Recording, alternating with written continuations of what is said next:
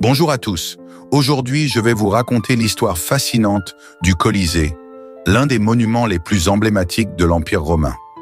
Symbole de la grandeur de Rome, il est aussi le témoin d'une époque où les spectacles sanglants faisaient vibrer des milliers de spectateurs. Mais comment un tel chef-d'œuvre architectural a-t-il vu le jour? Nous sommes en l'an 70 après Jésus-Christ. L'Empire romain est en pleine transformation. Après le règne agité de Néron, connu pour sa folie et l'incendie de Rome en 64, un nouvel empereur monte sur le trône, Vespasien. Il veut redorer l'image de Rome, reconstruire la ville et offrir au peuple un symbole de puissance et de stabilité.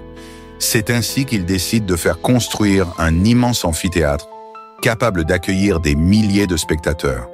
Un lieu de divertissement, mais aussi un outil de propagande pour glorifier l'Empire et son pouvoir absolu. Ce monument, qui deviendra plus tard le Colisée, sera le plus grand jamais construit à Rome. Pour bâtir cet édifice monumental, Vespasien choisit un emplacement symbolique. L'ancien palais de Néron, la Domus Aurea, et son lac artificiel. Il fait assécher ce dernier pour y poser les fondations du Colisée, montrant ainsi que le luxe de Néron est remplacé par un lieu pour le peuple. Les travaux commencent en 72 après Jésus-Christ et mobilisent des milliers d'ouvriers, parmi lesquels des esclaves, des prisonniers de guerre et des artisans spécialisés. Les matériaux utilisés sont impressionnants. D'énormes blocs de travertin, une pierre calcaire extraite des carrières de Tivoli et transportée sur des dizaines de kilomètres, du béton romain, une innovation qui permet une solidité exceptionnelle, et du marbre et du bronze pour les ornements et les statues. Le chantier est une véritable prouesse technique. Les Romains utilisent des grues en bois et des échafaudages gigantesques pour élever les murs, certains atteignant 50 mètres de hauteur. L'organisation est si efficace que la construction progresse rapidement, et en 8 ans seulement, l'amphithéâtre est achevé.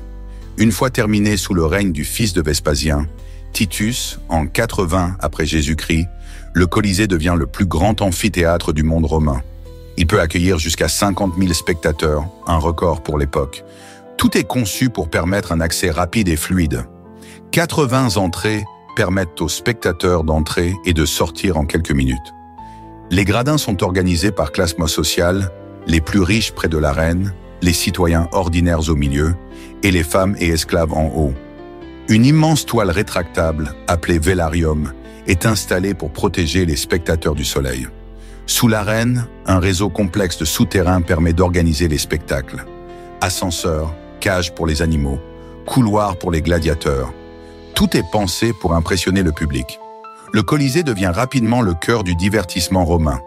Pendant plus de 4 siècles, il accueille des combats de gladiateurs où ces combattants, souvent esclaves ou criminels, s'affrontent pour la gloire, des chasses aux animaux sauvages, avec des lions, des éléphants et même des rhinocéros venus d'Afrique, et des batailles navales, car grâce à un ingénieux système, l'arène pouvait être inondée pour recréer des affrontements maritimes.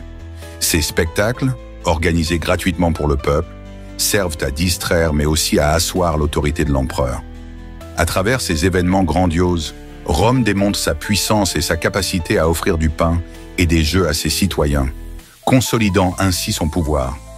Après la chute de l'Empire romain, au 5e siècle, le Colisée est peu à peu abandonné. Il sert de carrière de pierre pour construire des églises et des palais et subit plusieurs tremblements de terre.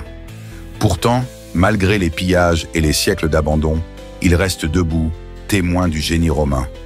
Aujourd'hui, le Colisée est l'un des monuments les plus visités au monde.